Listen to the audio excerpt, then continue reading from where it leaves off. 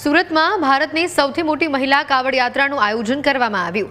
Mother મહિલા charitable ટ્રસ્ટે કરેલા આયોજનમાં 5000થી વધુ મહિલા જોડાઈ। વરાછાના સિદ્ધકુટીર મંદિરથી કાવડ યાત્રા નીકળી જલક્રાંતિ મેદાન ખાતે પહોંચી હતી, જ્યાં માટીમાંથી તૈયાર કરવામાં આવેલા પાર્થેશ્વર શિવલિંગનું પૂજન કરવામાં આવ્યું।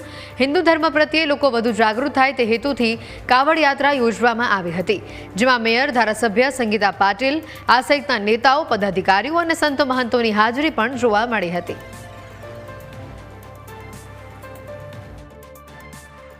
મધર મહિલા ચેરિટેબલ ટ્રસ્ટમાં હું છેલ્લા ઘણા સમયથી પ્રમુખની જવાબદારી નિભાવી રહી છું, ત્યારે આજે આ ભારતની સૌથી મોટી એમ કહેવાય કે વિશાળ મહિલાઓની કાવડ યાત્રા આજે અમારા ટ્રસ્ટના માધ્યમથી નીકળી છે। ત્યારે કાપોદ્રાથી સ્થિત સિદ્ધકુટીર મંદિરથી નીકળી અને અહીંયા જળક્રાંતિ મેદાન સુધી અમે એકત્રિત થયા છીએ।